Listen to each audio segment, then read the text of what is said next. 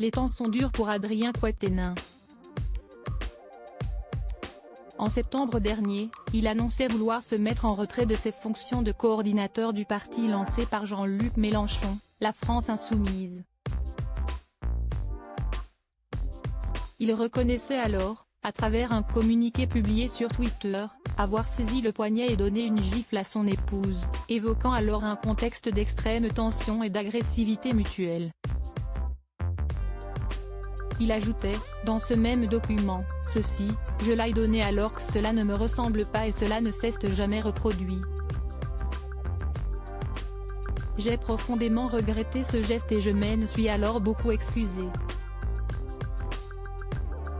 Une enquête s'est rapidement ouverte à son encontre et le 13 décembre prochain, s'y devant le tribunal judiciaire de Lille, pour une comparution sur reconnaissance préalable de culpabilité, CRPC, qu'il devra s'expliquer.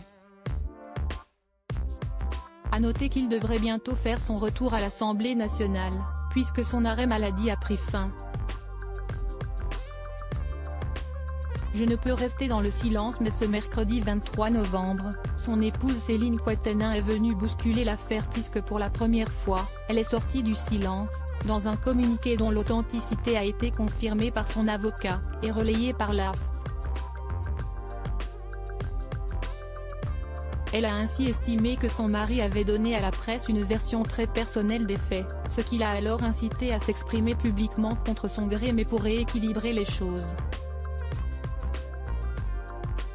Cela fait plusieurs années que je subis ces colères, ces crises, des violences physiques et morales. Au cours de ces dernières années, j'ai voulu le divorce à 3 reprises, à chaque fois sous la pression je suis revenu en arrière. Face aux déclarations de M. Quatennens arguant médiatiquement d'une seule gifle dans un contexte d'extrême tension et d'agressivité mutuelle, je ne peux rester dans le silence face à des propos que j'estime mensongers, a-t-elle notamment déclaré à ce sujet, en ajoutant qu'il lui est désagréable que son mari minimise les faits publiquement en jetant le discrédit sur sa personne. Peut-être que le retour du député dans l'hémicycle n'est pas pour tout de suite ?